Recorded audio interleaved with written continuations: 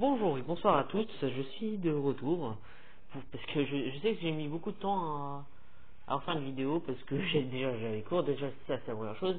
La deuxième chose c'est que j'étais avec ma soeur, ça on s'en fout, mais voilà, j'ai un peu la vie, mais on s'en fout.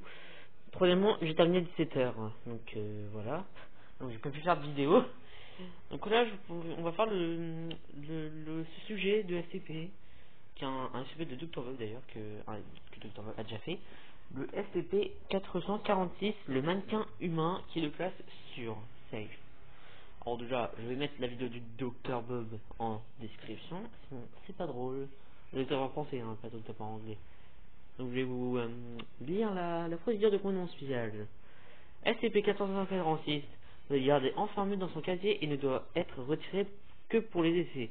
Tout vêtement ou accessoire doit être retiré de SCP-446 lorsqu'il n'est pas utilisé, voire incident 446-A. Description. SCP-446, dans son état normal, semble être une femme caucasienne, au début de la vingtaine dotée de cheveux blonds. Bon, moi j'ai les cheveux blancs. J'étais où? Brun, allant jusqu'à 17,78 cm. Aux yeux clairs, aux yeux bleus clairs.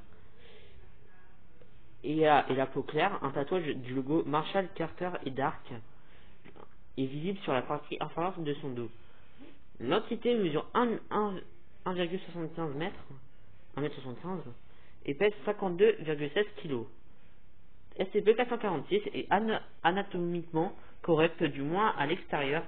Toutes ces caractéristiques qui correspondent à celles d'un humain normal, y compris le teint et la texture de la peau, la couleur des yeux et la clarté de la sclérotique et même la chaleur corporelle. Toutefois, le SCP-446 ne répond à aucune communication, ne respire pas et ne présente pas non plus de poules. SCP-446 est habituellement gardé sur le dos dans une boîte en aluminium dotée d'un couvercle à charnière. SCP-446 et sa boîte de rangement ont été découverts dans censuré, je ne veux pas dire. Non, c'est pas Denis Fourmé, c'est censuré, c'est moi qui lis. Par les agents BIP et BIP.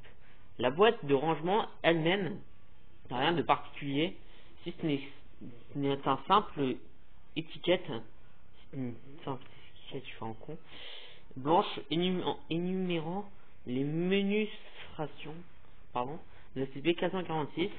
Lorsque les agents ont tenté de placer SCP-446 en position assise en l'attrapant par les épaules, SCP-446 a réagi à leur contact en se redressant toute seule. Une légère poussée sur ses épaules par l'avant l'amena à se recoucher sur le dos. D'autres contacts peuvent obliger SCP-446 à se tenir debout toute seule et elle restera debout jusqu'à ce qu'une pression vers le bas soit imprimée au sommet de sa tête, amenant SCP-446 à s'asseoir à nouveau.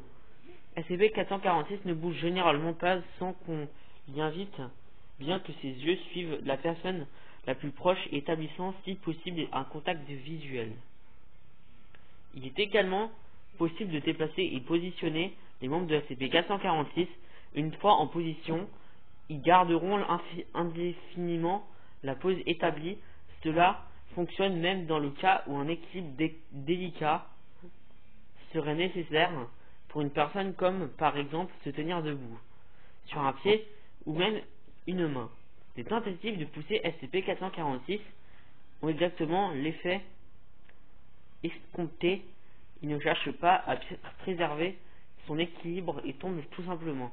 Un examen médical SCP-446 a révélé des renseignements supplémentaires. Voir le document 446-A pour plus de détails. Donc je ne vais pas le lire. Donc voilà, n'importe quoi. Conclusion sur ce SCP.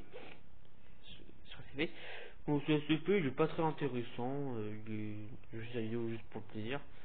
Voilà, il est sympa. J'aime bien ce SCP. Mais il est pas très intéressant pour moi. crois qu'il faut, je pourrais vous mettre, comme j'ai dit en début de vidéo, que je vais mettre la vidéo du Dr Bob, il va expliquer mieux que moi. Après, je lis de la SP Fondation. Sinon, à part ça, c'est fini cette vidéo. Je vais faire un autre sujet d'ACP tout de suite. Salut!